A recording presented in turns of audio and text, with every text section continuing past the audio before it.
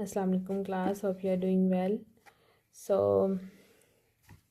Hope so कि आप लोगों की ईद बहुत अच्छी गुजरी होगी। तो today we are back to work. तो हम लोगों ने आज एक्सरसाइज सॉल्व करनी है। ईद से पहले हम लोगों ने ये सारा यहाँ तक स्टडी कर लिया था, अपना चैप्टर कंप्लीट है। तो आज हमने एक्सरसाइज सॉल्व करनी है।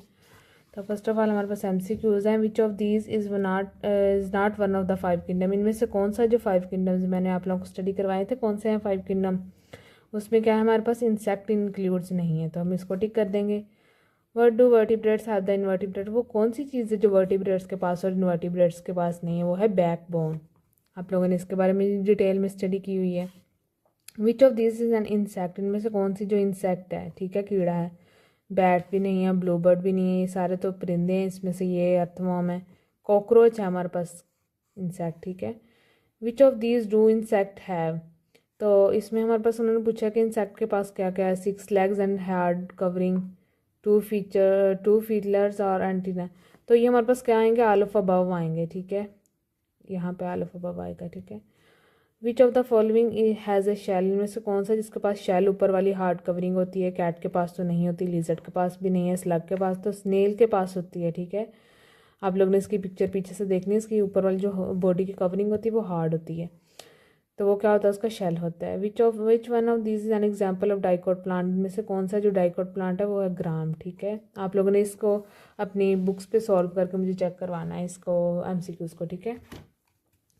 नेक्स्ट हमारे पास क्या है, आंसर दिस क्वेश्चन। तो हम लोगों ने इनके आंसर देने हैं। फर्स्ट ऑफ ऑल क्या है, what do you understand by the classification. आप क्लासिफिकेशन से क्या समझते हो, and why do you think it is important. आप क्यों समझते हो कि ये इम्पोर्टेंट है।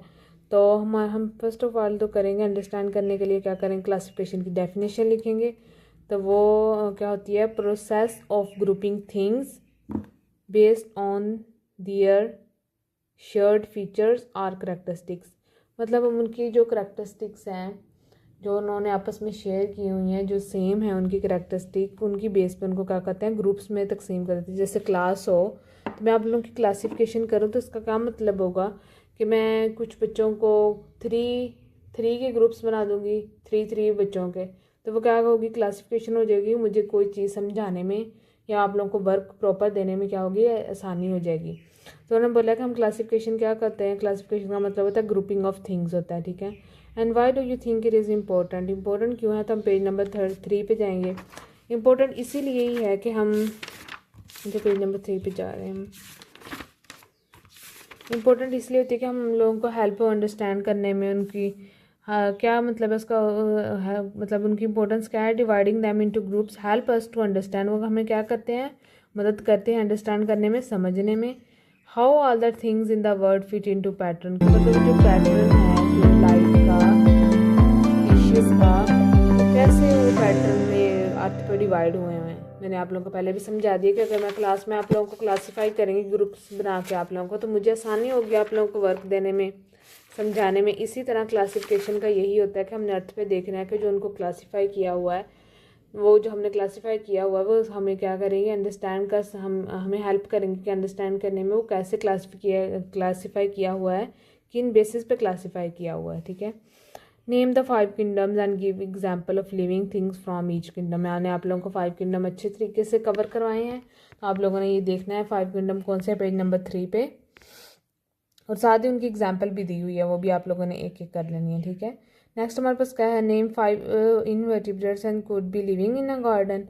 उन्होंने पूछा है कि 5 इनवर्टिब्रेट्स जो है ना, उनके हम लोगों ने बताना है कौन कौन से हैं जो कि हमारे पास हैं गार्डन में। पेज नंबर हम जाएंगे 4 पे,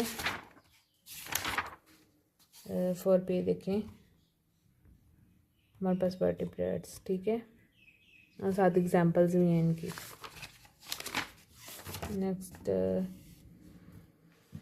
उन्होंने हमारे पास इनवर्टिब्रेट पूछा है, तो ये पेज नंबर हमारे पास 4 पे है। 4 पे दे दिए हुए हैं, मैंने आप लोगों को ये पहले भी स्टडी कराया हुआ इनवर्टिब्रेट्स का, ये बताया हुआ देखें, बताया हुआ, साथ एग्जाम्पल्स भी हैं इनकी। तो ये आप लोगों ने देख लेना कौन कौन से जिनकी बैकबोन नहीं है, सिंपल, और उनकी आप लोगों ने एग्जाम्पल देनी है। Name 3 invertebrates that live in sea. उन्होंने बोला कि 3 इनवर्टिब्रेट वो होते बताने जिनकी रीढ़ की हड्डी नहीं होती, लेकिन वो सी, पानी में रहने वाले हैं, ठीक है। तो वो क्या आएंगे, स्टार फिश आ जाएगी जो पानी में रहते हैं, सी में, समंदर या पानी में जो भी। स्टार फिश, जेली फिश, ये फिशेज़ होती हैं जो तो पानी में ही रहेंगी।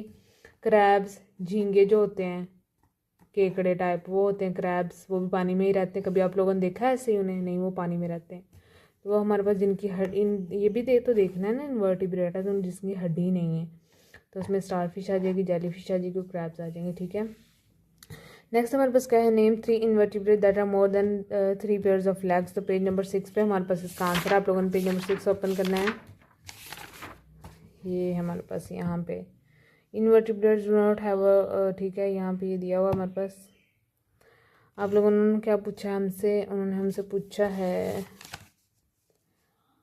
Name 3 invertebrate that have more than 3 pairs of leg. उन्होंने पूछा कि जिसकी थ्री से ज़्यादा लेग्स हैं, तो उसमें हमारे पास कौन कौन से आ जाएंगे? देखें, while other do not have any.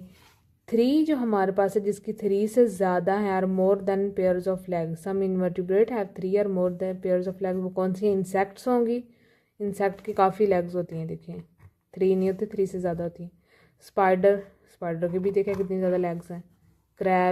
Crabs की हमारे पास बहुत ज़्यादा लेग्स होती हैं। यहाँ पर उन्होंने पिक्चर नहीं दिखाई हुई, लेकिन उसकी भी काफ़ी ज़्यादा होती हैं। तो उन्होंने पूछा कि हमारे पास वो कौन सी हैं जिनकी 3 से ज़्यादा लेग्स होती हैं, तो वो हमारे पास ये पेज नंबर 6 पे आंसर है। ठीक है, तो आप लोगों ने यहाँ तक कर लेना, आज के लिए इतना ही काफ़ी है। ये सारे क्वेश्चन आप लोगों ने रीड करने हैं अच्छे तरीके से। ठीक है, उनको कॉपीज़ पे भी राइट करना है। ठीक है, और उनको ये वाले क्वेश्चन को आप लोगों ने बुक पे आप लोगों ने टिक करके ना, इसके क्वेश्चन आप लोगों ने मुझे चेक करवाने हैं। ओके, अल्लाह हाफिज़।